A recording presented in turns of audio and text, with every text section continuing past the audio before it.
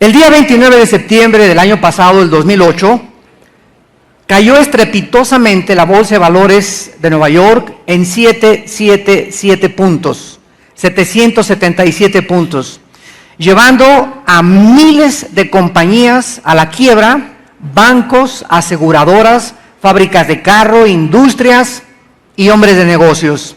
Fue un golpe tan inesperado y tan sorpresivo que todavía actualmente el mundo de las finanzas se encuentra en proceso de recuperación. No cabe duda que este evento que sucedió de la noche a la mañana, inesperado a pesar del análisis más profundo de los más grandes economistas y banqueros del mundo, fue algo que no podía nadie ni siquiera calcular, porque la Biblia dice en el Salmo 39:11 que Dios deshace como polilla lo más preciado del hombre. En otras palabras, Dios dice, ¿verdad?, que ninguno de nosotros podemos confiar en la situación en la que estamos viviendo cuando nos alejamos de Él. Porque cuando alguien se aleja de Dios, te puede quitar Dios de la noche a la mañana todo lo que tú tenías. Casa, familia, nombre, reputación, etcétera, etcétera, porque Dios no puede ser burlado. Y todo lo que nosotros sembramos lo tenemos que recoger. La avaricia de miles de banqueros en sus préstamos irresponsables les llevó a la quiebra total. Muchos billonarios, no millonarios, sino billonarios, se quedaron de la noche a la mañana en la miseria total. Tú podrías decir, bueno, si una persona tiene más de 1,000 millones de dólares en el banco, oye, es como el de la historia de Jesús en los evangelios que dijo, alma mía, muchos bienes tienes ya tengo casa, tengo esto, duérmete tranquilo, ¿verdad? Le diré a mi alma, ya no hay nada de qué preocuparse. Cuando oyó una voz que le dijo, eres un necio, porque esta noche han venido a pedir tu alma, y todo lo que has juntado, ¿de quién será? Bueno, pues todos estos billonarios, tú podrías pensar que la tenían asegurada, pero lo que las personas no saben es que cuando una persona ya tiene más de, por ejemplo, no $1,000,000, más de $500,000, lo invierten en las bolsas y en acciones, no lo tienen en el banco, porque hay una ley bancaria que dice que si tú tienes, por ejemplo, en Estados Unidos, más de $500,000 en el banco Wells Fargo, y el banco quiebra, el banco solamente te entrega $250,000 y perdiste tus otros 250,000. Si tenías $1,000,000, pierdes $750,000.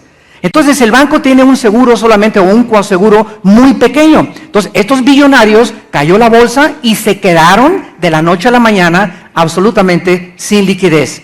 El 62% de los billonarios que quebraron se suicidaron el año pasado. Se quitaron la vida porque toda su esperanza se encontraba en el dinero.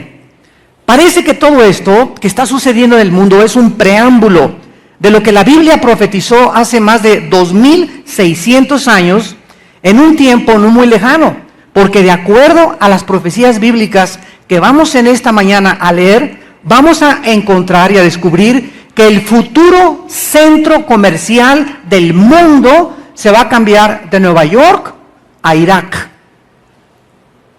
A la nación que ahorita se encuentran soldados norteamericanos, donde están los musulmanes suní y los sushi, y hay una guerra tremenda, y todo el mundo quiere ahorita apoderarse de los recursos petroleros que se encuentran debajo de Irak, pero de acuerdo a la Biblia, está clarísima la profecía de que Irak se va a convertir, como lo vamos a demostrar, en el centro del comercio mundial, y el comercio se va a volver en la más grande maldición que los seres humanos han podido imaginarse. Será este comercio internacional a lo que el mundo se dirige de acuerdo a la Biblia. Es interesante que en la República Mexicana, más del 65% de los profesionistas, abogados, licenciados, químicos, ingenieros, arquitectos, no se dedican a su profesión, sino al comercio. El 65% de los profesionistas en México que tienen un título profesional no están usando este título profesional para ganarse la vida, porque no hay las oportunidades que podrían presentarse y están viviendo del comercio. Esto no significa, desde luego, ¿verdad?, que el comercio sea malo. Vamos a ver cuándo es cuando el comercio se vuelve malo. La Biblia dice que antes de que todo esto pase, Dios va a comenzar a purificar su iglesia. Por ejemplo, en Amós, en el Antiguo Testamento, capítulo 3, versículo 2, permítanme leerles este versículo, dice Amós capítulo 3, versículo 2, a ustedes, les dice Dios a la nación de Israel, a ustedes solamente he conocido de todas las familias de la tierra, por tanto os castigaré por vuestras maldades. O sea que al que mucho se le da, mucho se le pide. Y aquel a quien se le haya dado más, es al que más se le va a requerir. Dice primera de Pedro 4:17 en el Nuevo Testamento, porque el juicio comienza en la casa de Dios. Y yo estoy viendo ahorita en los viajes que tengo en Estados Unidos, en Centroamérica, en México, de qué forma Dios está limpiando la iglesia. Dios está purificando nuestros corazones. Dios nos está preparando para la última batalla que vamos a enfrentar. No es posible que los guerreros del día de mañana, los cristianos que vamos a enfrentar los problemas financieros, los problemas de apostasía que estamos viendo ya, la inmoralidad donde hombres de Dios están engañando a sus mujeres, ¿verdad? Con prostitutas, y donde están robando y donde están haciendo lo que... No es posible que estas personas puedan presentarse como generales el día de mañana para enfrentar el mundo que vamos, repito, a enfrentar. Entonces, ¿qué hace un ejército cuando va a combatir? ¿Qué hicieron los espartanos, por ejemplo? Esa película tan famosa, ¿verdad? De Esparta, de los 300, que 300 guerreros prepararon en Macedonia para enfrentarse a un ejército de 40 y de 50,000. Pero ustedes ven en esa película el entrenamiento al que fueron sujetos desde que estaban pequeños. Y eran guerreros 300 que valían cada guerrero por 15 o por 20 hombres. Entonces vamos a enfrentar un mundo actualmente de tinieblas. Dice la Biblia, las tinieblas van a cubrir la tierra y a ustedes les tiene que resplandecer la luz. Y hemos llegado, damas y caballeros, amados santos de Dios, en donde tú tienes que definir si eres de las Chivas o de la América. Tú tienes que decidir de qué lado te vas a poner. En este momento no hay terrenos neutrales. Estás del lado de la luz, del lado de la verdad, del lado de la justicia, o te pasas al lado de las tinieblas. Y este es el momento supremo de la historia de la iglesia cristiana, donde tenemos todos nosotros que decidirnos. Vamos a ver entonces este pasaje en Zacarías capítulo 5, versículo por versículo, que es la sexta visión del libro de Zacarías, donde lo primero que el profeta ve es un rollo. Alcé mis ojos y miré, he aquí un rollo que volaba. Esta palabra rollo, megilá, en el hebreo significa pergamino. Recordemos que antiguamente los libros se escribían envueltos, ¿verdad?, en pergaminos que los enrollaban y les ponían un sello. Entonces el profeta, versículo 2, le pregunta, ¿qué ves? Y Zacarías le contesta, veo un rollo que vuela de 20 codos de largo y 10 codos de ancho. En la Biblia no hay accidentes, los números, las cantidades, las medidas que existen, cúbicas, cuadradas, kilómetros, millas, litros, etcétera, etcétera. Todo tiene un significado espiritual. El ángel le pregunta qué ve y el profeta le contesta que está viendo un rollo de 20 codos, apúntalo, son 3.50 metros. 3.50 metros de largo y 10 codos de ancho corresponden a 1,75 metros. De manera interesante, cuando comenzamos a escudriñar la Biblia, estas medidas del rollo que ve volando eran las mismas medidas del lugar santísimo en el tabernáculo de Moisés. Es exactamente lo que medía el tabernáculo de Moisés. 3,50 metros de largo por 1,75 metros de ancho. Y esto significa lo siguiente, que Dios estaba poniendo en el aire, ¿verdad?, que los juicios que vamos a ver que estaban contenidos en este libro que estaba volando, están en armonía con la santidad de Dios. En otras palabras, Dios tiene que juzgar por su santidad el pecado. La paga del pecado es la muerte. Donde quiera que haya pecado, tiene que ser castigado. Se tiene que tratar con ese pecado. A nosotros Dios, en la gracia que vivimos, nos da la oportunidad de cuando pequemos que nos arrepintamos. Y hay restauración para el pecador arrepentido. Pero el pecador que peca y sigue pecando y se sigue endureciendo y sigue agrediendo a sus hermanos, no puede haber restauración para esa persona. Dice Jeremías, no te endurezcas para que las cuerdas no se aprieten más en tu vida. Entonces, si tú has caído en pecado y en lugar de que te haga reflexionar profundamente en tu vida, ¿qué es lo que hice? Dios mío, cometí adulterio, o robé, o trancé, o engañé, o juré falsamente, o me puse del lado de los malos en lugar de los buenos, etcétera, etcétera. Dios te da la oportunidad de que te arrepientas, de que te vuelvas a Él, porque si tú sigues en las tinieblas, más grande será el juicio sobre tu vida. En otras palabras, la presencia de Dios y la revelación de su carácter eran tan reales en lo que se encontraba en este pergamino volando, que es precisamente como si el tabernáculo de Dios estuviera volando en el cielo. Y recordamos que el tabernáculo era la tienda de campaña en el Antiguo Testamento, donde se encontraba, ¿qué cosa? La presencia de Dios.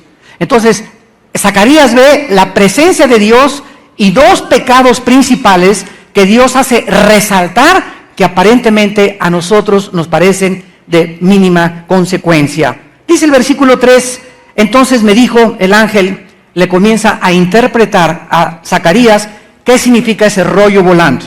Y le dice, esta es la maldición. Esta palabra maldición en el hebreo, halá, significa una maldición por romper un pacto. Una maldición por romper un tratado. Una maldición cuando nos casamos, ¿verdad? Hacemos un pacto de compañerismo. Y cuando yo rompo el pacto con mi esposa, la maldición viene sobre mi vida.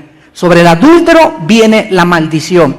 Si tú tienes un taller mecánico y haces un contrato, le voy a arreglar su coche y le voy a poner acumulador nuevo y una bomba de gasolina nueva, y le entregas ese coche con una bomba de gasolina usada y se la pones como si le estuvieras cobrando una bomba de gasolina nueva, tú estás atrayendo la maldición a tu vida.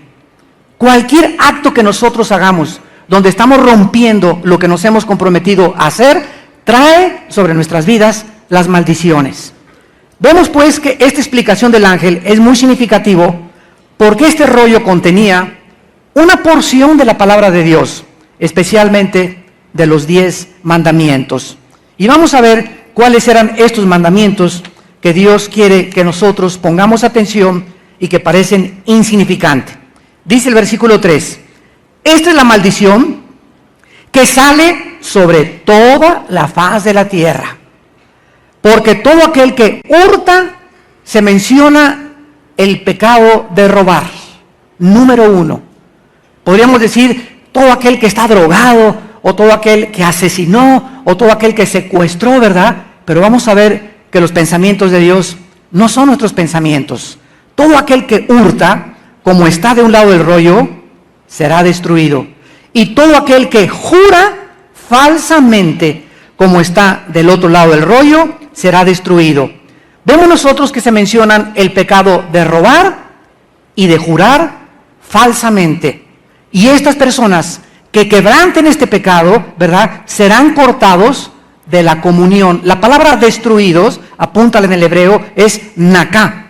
Naká, no naco, naká, como si fuera naco pero con a, naká, y significa cortado de la comunión. Veamos en 1 Corintios capítulo 5 en el Nuevo Testamento, porque todo tiene relevancia. Siempre que estudiemos el Antiguo Testamento, tenemos que estudiarlo a la luz también, para aplicarlo a nuestra época que vivimos de gracia. Dice en 1 Corintios capítulo 5, versículo del 9 al 11. Y dice así, les he escrito por carta, no que se junten con los fornicarios, no absolutamente con los fornicarios de este mundo, o con los avaros, o con los ladrones, o con los idólatras, porque en tal caso te sería necesario salir del mundo. O sea, Cristo, ¿con quién se juntó? Buscó a los pecadores Pero nadie puede decir, Cristo, ¿verdad?, sus mejores amigos sean los pecadores. No. Cuando Cristo buscó a los borrachos, a las prostitutas, no fue para compartir con ellos su vida de pecado. ¿Ve la diferencia? Sino para testificarles y sacarlos de ese lugar, de ese hoyo, de esas tinieblas donde se encontraban, a la luz admirable que su Padre le había concedido. Entonces dice el apóstol Pablo, yo no estoy diciéndoles, ¿verdad?, que ya no vas a tu oficina, pues la secretaria es prostituta, o si no es prostituta es amante del jefe, o tu amigo es tranza. Estamos rodeados de lobos por todos lados. Y para no juntarnos con nadie, pues no sería necesario irnos a Marte o a la Luna. Es lo que está diciendo Pablo. Y dice el versículo 11, más bien les escribí que no se junten con ninguno que llamándose hermano. Si le quieres arrancar la hoja a la Biblia, arráncasela. Con ninguno que se diga brother, que sea fornicario, o avaro, o idólatra, o maldiciente, o borracho, ladrón, con el tal ni vayas a Vips a tomar un café. Ahora, ¿cuál es el propósito para que nosotros, al saber que un hermano no está arrepentido y sigue viviendo en pecado, no nos juntemos con él porque ha sido cortado de la comunión de la iglesia? ¿Con qué propósito? Para que se arrepienta, para que se sienta aislado, para que sienta la soledad, para que se dé cuenta, mis hermanos me han abandonado. Sí, pero Pancho, yo no te he abandonado, yo he ido a tu casa a decirte que te arrepientas y que regreses, y tú no me has hecho caso. Discúlpame, yo no voy a tomar un café contigo. Carmelita, yo te he dicho que no te acuestes con tu novio, estás viviendo en fornicación. ¿Sabes una cosa? Yo no vuelvo a salir contigo hasta que tú no te arrepientas. Y esta es la razón por la cual Dios dice, ¿qué comunión hay entre la luz y las tinieblas? Ninguna.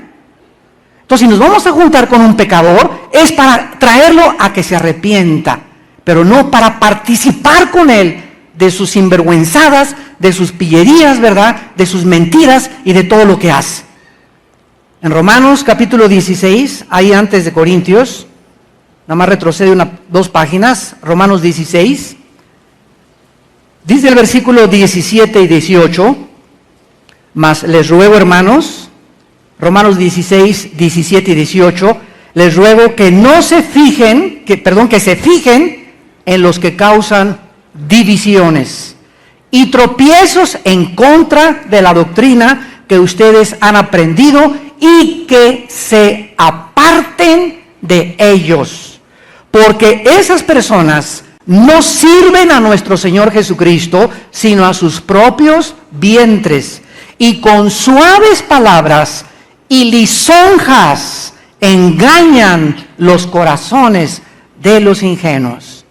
Ahora, este es el resultado, ¿verdad?, el robo que se condena aquí en Zacarías, que va a progresar antes de que Cristo regrese, porque esta profecía que estamos leyendo es, como lo vamos a ver al final, para antes de que Cristo regrese, cuando en la tierra de Sinar, en Irak, se traslade el comercio internacional. Hay muchas maneras de ser culpables del pecado de robar. Tú puedes ser culpable de robar cuando robas dinero, desde luego, pero también le puedes robar la honra a alguien. Esto es ser un ladrón también. Tú puedes ser culpable cuando le robas la virginidad a una muchacha. Si tú violas a una muchacha, le estás robando la virginidad. Cuando tú eres adúltero, le estás robando una mujer a un hombre.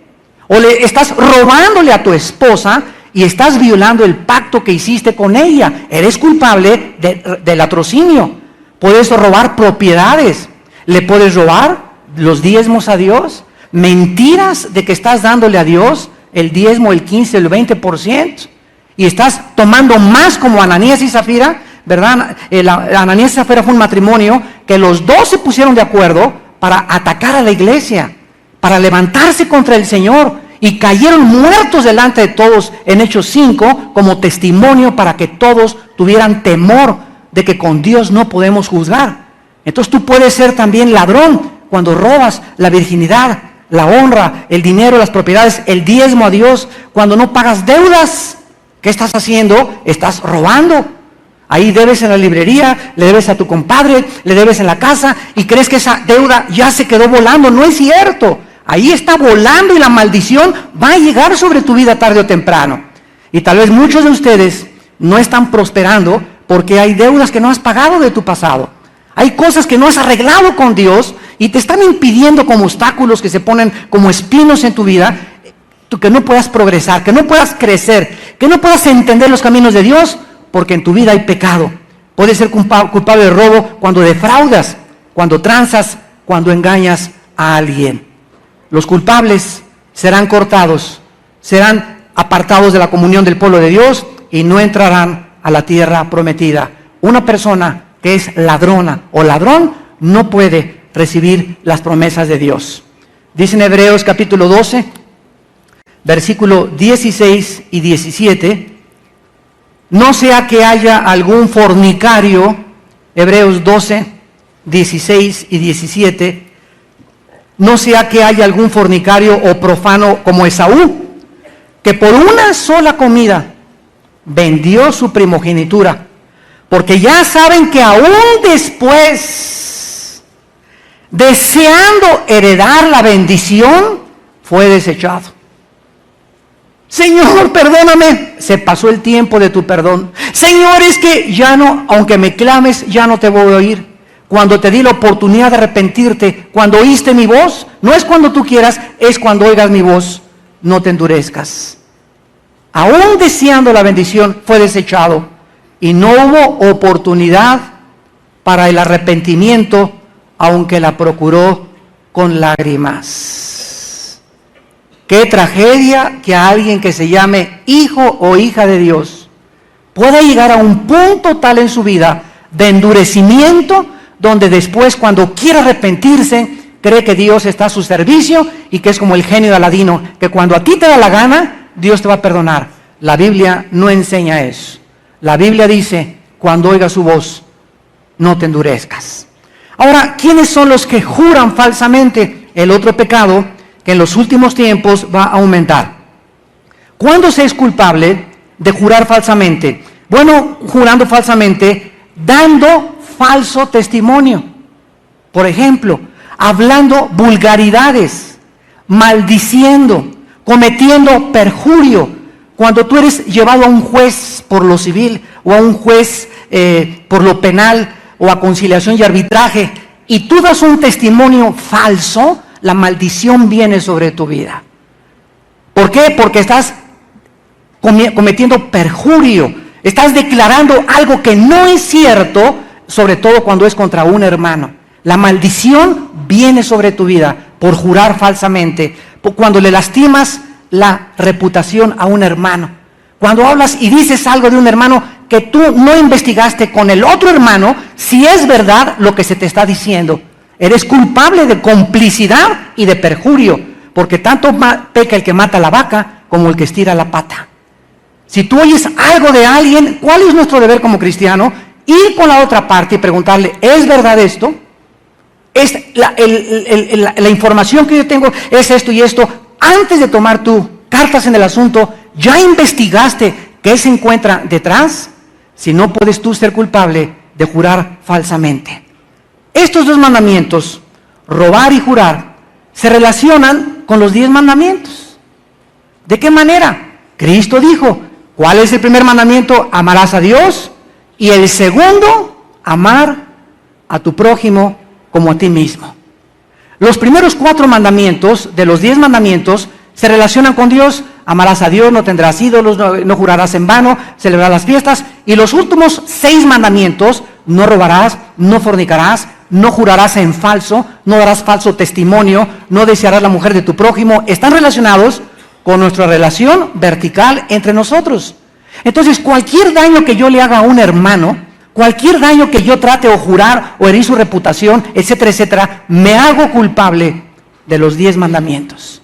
Dice Santiago, el que no cumple un mandamiento se hace culpable de los 10 mandamientos. Esta es la razón por la cual se mencionan estos 2 mandamientos específicamente, porque en los tiempos que vivimos el amor de muchos se enfriará. Y la Biblia dice, el hermano entregará al hermano en juicio. Y los enemigos del hombre serán muchas veces los de su propia casa. Los hermanos van a comenzar a desconocerte que eres cristiano, las ovejas van a desconocer quiénes son los pastores, y se va a comenzar el amor a enfriarse precisamente por eso, por la multiplicación de la maldad. Y si entre nosotros no mantenemos el amor y el respeto, y podemos verdaderamente tener ese amor que Dios nos ha llamado a tener, no podemos llamarnos hijos de Dios o que tenemos comunión con Dios. Porque si digo que amo a Dios a quien no veo y a mi hermano lo estoy amolando, ¿verdad? Entonces, ¿cómo me puedo llamar hijo de Dios? ¿Cuáles son estas consecuencias? Regresamos a Zacarías 5. ¿Cuáles son estas consecuencias de estos pecados? Dice el versículo 4. Zacarías 5, versículo 4. Las consecuencias del robo y de jurar falsamente. Yo la he hecho salir, dice Jehová, o sea, la maldición se refiere, y vendrá a la casa del ladrón. ¿Dónde va a juzgarte Dios? En tu casa. ¿De qué estamos hablando? Yo soy el jefe de mi familia, tú eres como varón el jefe de nuestra familia. Ayer tuvimos un congreso en Toluca con más de 700 varones, fue una bendición. Y les hablábamos, ¿verdad? Somos la cabeza, los hombres de nuestro hogar. Escúchenme, varones, si yo peco como varón en mi casa, atraigo la maldición sobre mi esposa y sobre mis hijos. Porque la cobertura de mi esposa y la cobertura de mis hijos se encuentra en mi santidad. O sea, que me llevo entre los pies a mi esposa, y lo que me está afectando afecta a mi esposa y a mis hijos, porque yo soy el responsable directo de que en mi casa no haya latrocinios, que no haya drogas, que se respete, que haya devocionales, que haya santidad, que yo pueda ser yo como varón de mi casa el ejemplo y el testimonio de mis hijos y de mi esposa, de que la amo, de que soy honrado, que soy honesto, que soy íntegro en toda mi manera de vivir. Pero la maldición no viene sin causa, dice Proverbios 16. La maldición no viene sin causa. Dios quiere darte paz, prosperidad, bendición, tranquilidad, que puedas progresar, que puedas adelantarte, pero cuando pecamos y no nos arrepentimos y no queremos ser restaurados, la maldición visita nuestra casa. La maldición viene a la casa del que jura falsamente y a la casa del ladrón. Dios visita tu familia y juzga a tu familia si tú eres el responsable del pecado en tu casa. Alcanzará tarde o temprano al culpable, ¿verdad? Porque a Dios no se le escapa a nadie y los efectos son devastadores, son dramáticos. Porque cuando el pecado llega a mi vida y el juicio llega a mi casa, ¿de qué manera, hermano, juzga Dios mi casa? Dios juzga a mi esposa y Dios juzga a mis hijos en mi persona emocional, mental, o física, o materialmente. Me deja en la calle de la noche a la mañana, lo cual va a afectar a mi esposa y a mis hijos. Puedo quedarme sin comer de la noche a la mañana, lo cual va a afectar a mi esposa y a mis hijos. ¿Y por qué? Por mi pecado. Y luego vienen hermanos con una misericordia que no es santa, a tratar de tenderle la mano a ese hermano que necesita esa disciplina para poder reaccionar. No, hermano, te voy a ayudar yo a salir de eso. Primero pregúntale si está arrepentido. Y entonces le tendemos la mano para sacarlo. Ese es el ministerio de restauración y de reconciliación que existe. Mientras hay arrepentimiento, es la puerta de regreso a la casa. No antes. Tú no puedes ayudar a un ladrón, a un adúltero, a uno que perjura, a alguien que ha herido la reputación de los demás. Tú no puedes tenderle la mano a una persona así, porque te haces cómplice de esa persona. ¿Qué comunión hay entre la luz y las tinieblas? Lo ayudamos cuando esa persona es restaurada y arrepentida. Y en el versículo 5 en adelante, vemos entonces a continuación la maldición del comercio.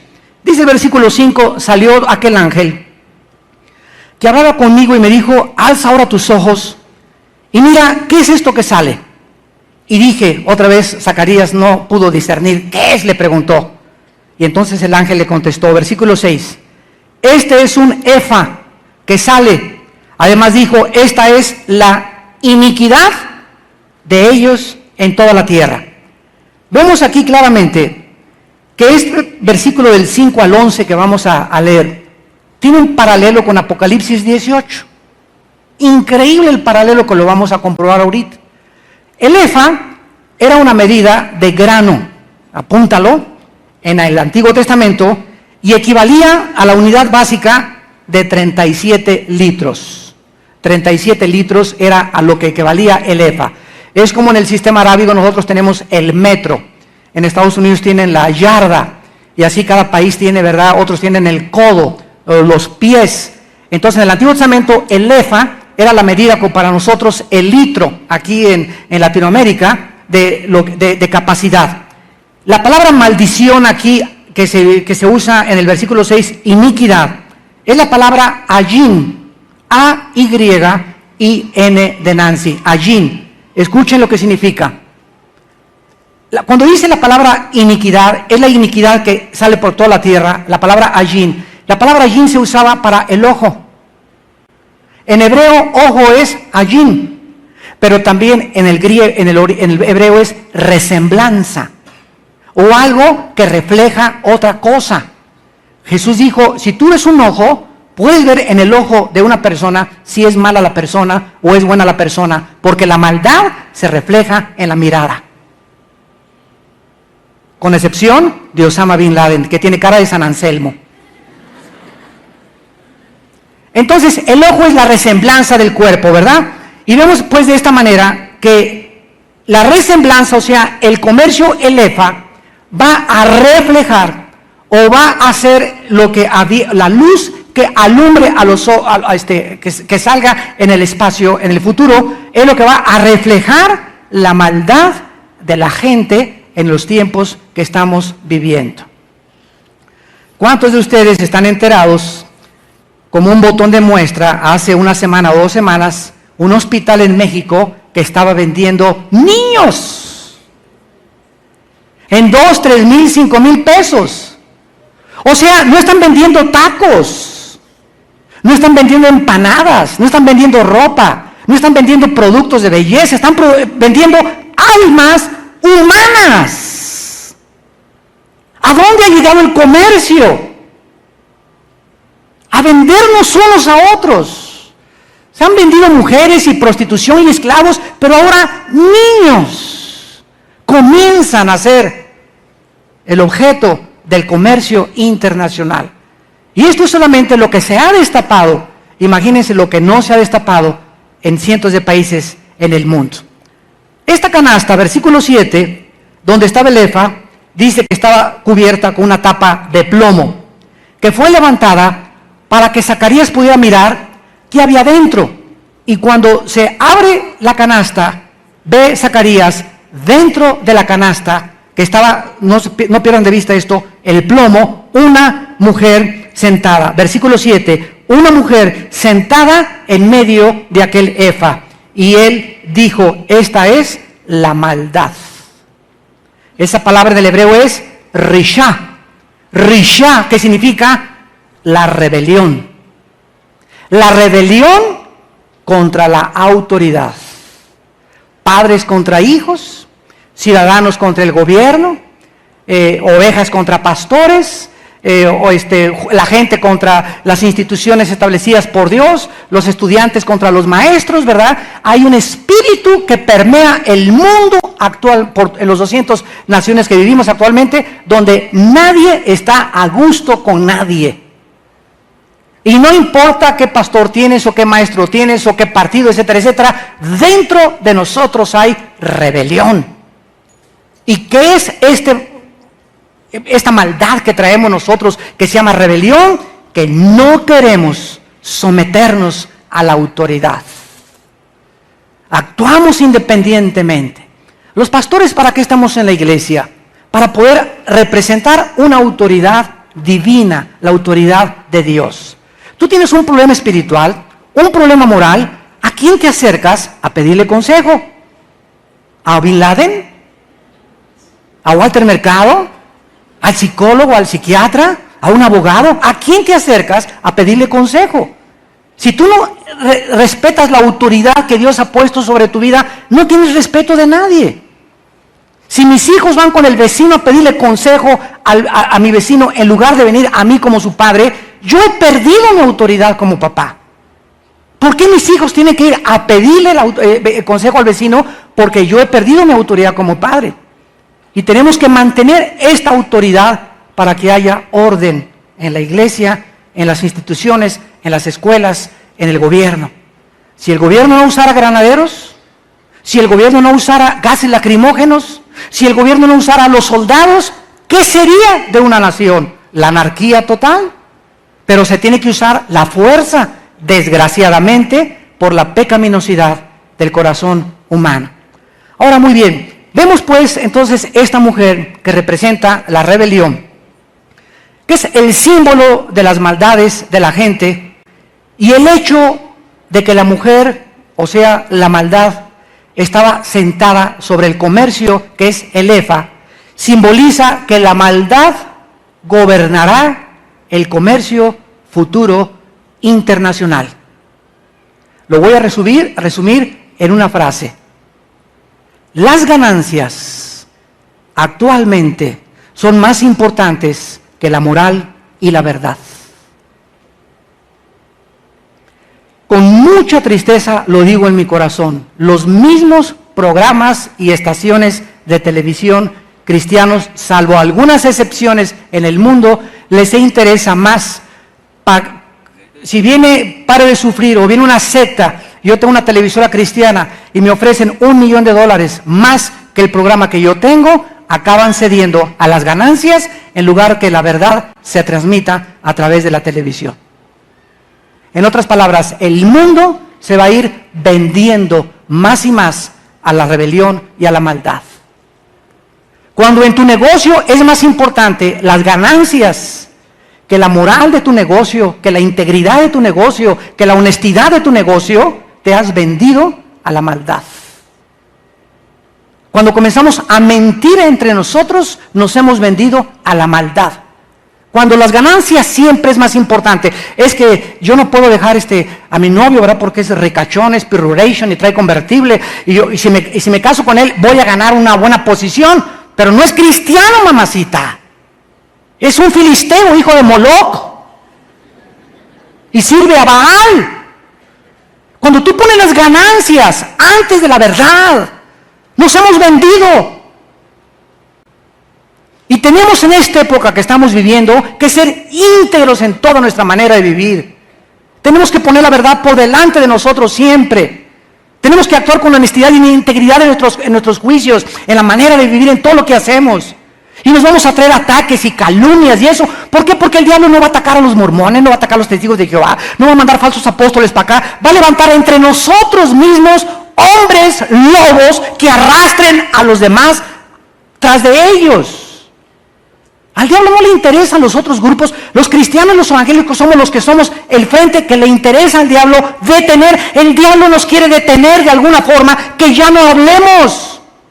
Ustedes no saben, antes de venir aquí esta mañana a yo hablarles a ustedes cuántos ataques he tenido en los últimos 3 días. No se imaginan.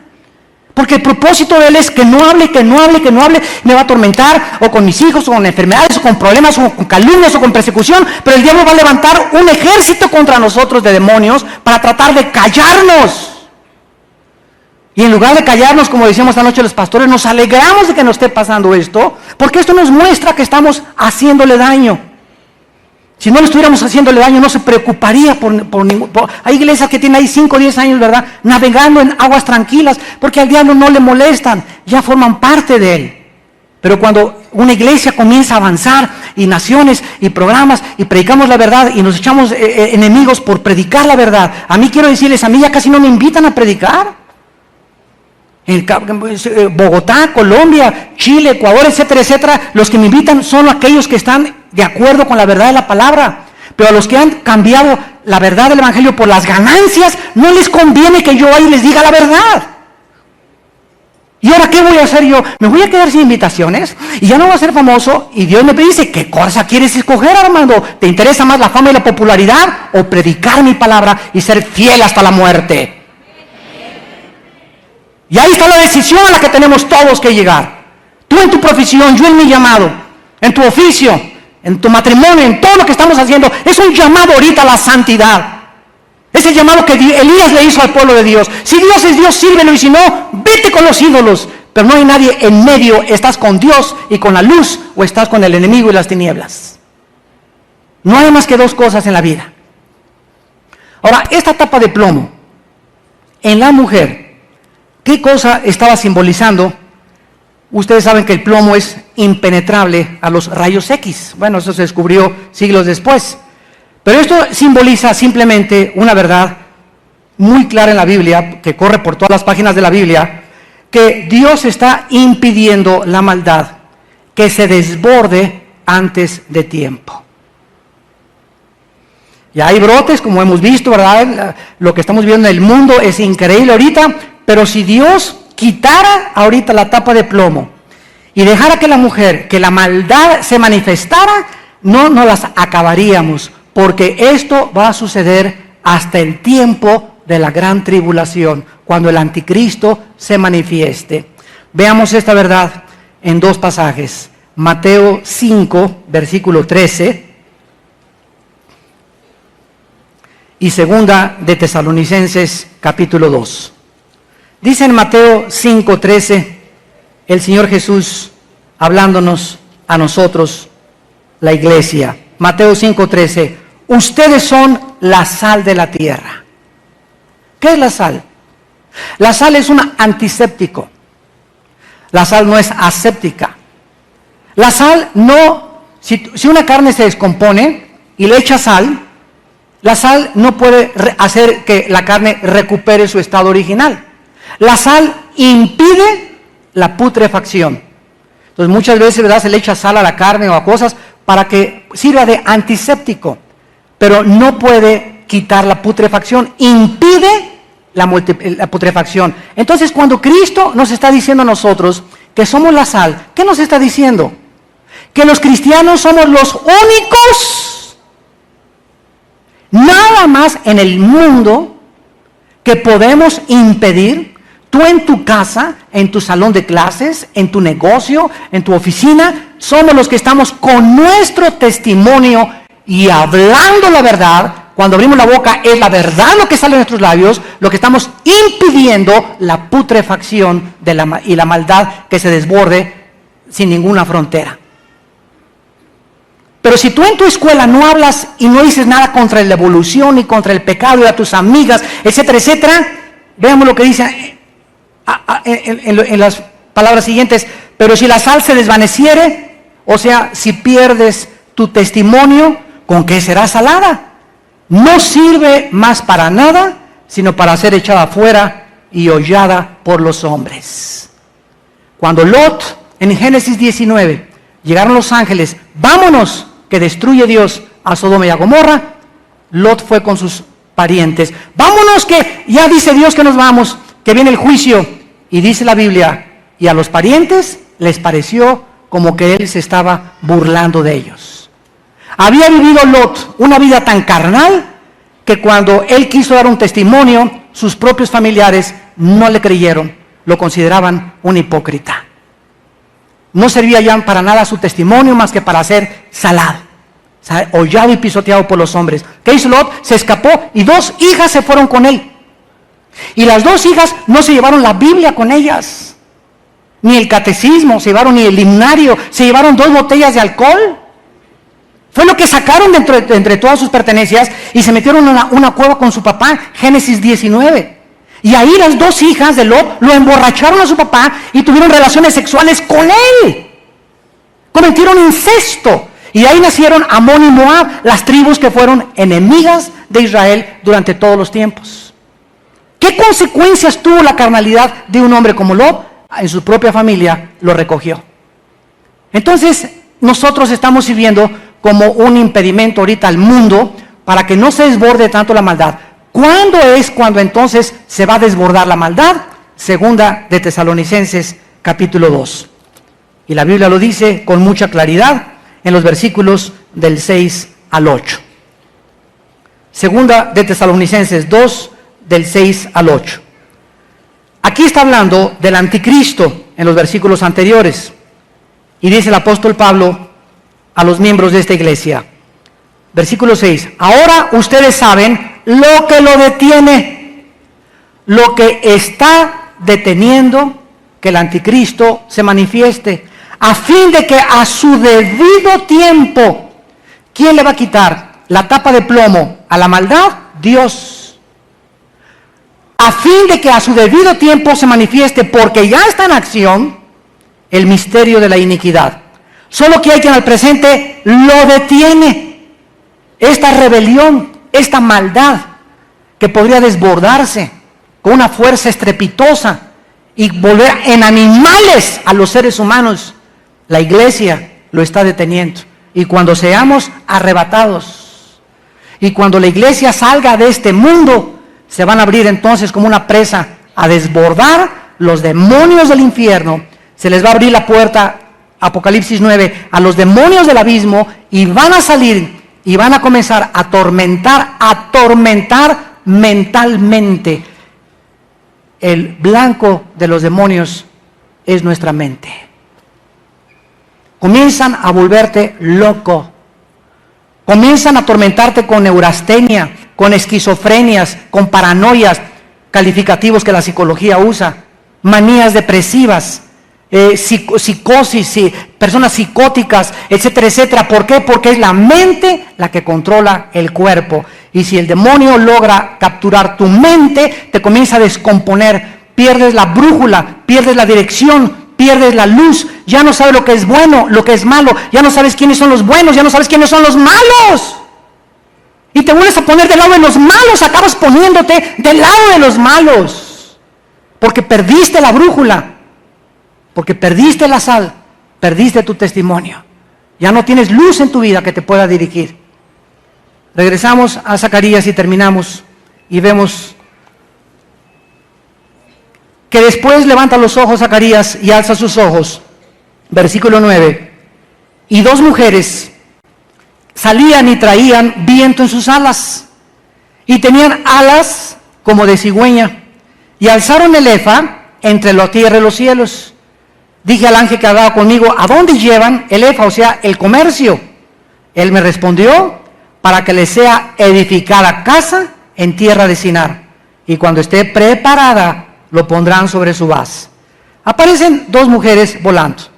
El profeta ve entonces en la visión que dos mujeres toman el canasto, donde está el efa, una mujer dentro de la maldad cubierta de plomo, y se llevan volando a la tierra de Sinar, a lo que contiene el comercio internacional o el símbolo que es el efa. ¿Qué es la tierra de Sinar? Vamos en Apocalipsis, en Génesis capítulo 10, ¿dónde se encuentra la tierra de Sinar? Dice Apocalipsis capítulo 10.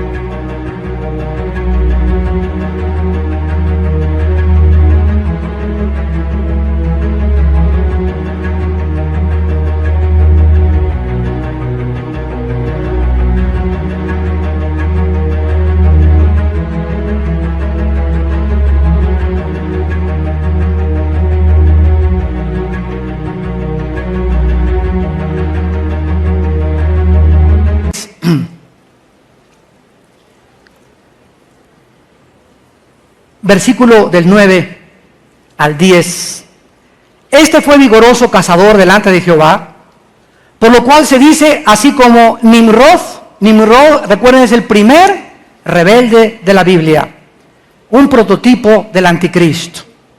Así como Nimrod, vigoroso cazador delante de Jehová, y fue el comienzo de su reino Babel. Era cacao y carne en la tierra de Sinar. En la Biblia, la tierra de Sinar y la tierra de los caldeos son sinónimos de Babilonia, que se encuentra actualmente en lo que se llama Irak. En el siglo pasado, en el siglo XX, se le puso el nombre de Irak. Y hasta la guerra del Golfo Pérsico, Irak comenzó a resurgir otra vez en la atención del mundo político, económico y militar, después de la guerra del Golfo Pérsico. Las cigüeñas son animales inmundos en la Biblia. Dios les prohibió a los hebreos que comieran carne de cigüeña. Y esto explica, ¿verdad?, por qué estas dos mujeres, como con alas de cigüeña, están llevando la maldad. O sea, estas dos mujeres representan, dos en la Biblia representan testimonio, para el bien o para el mal. Dos mujeres con alas de cigüeña representan a la inmundicia o el testimonio de la inmundicia del comercio en los tiempos futuros que estamos viviendo. Es interesante que Babel, la tierra de Sinar, fue el lugar donde estaba el huerto del Edén.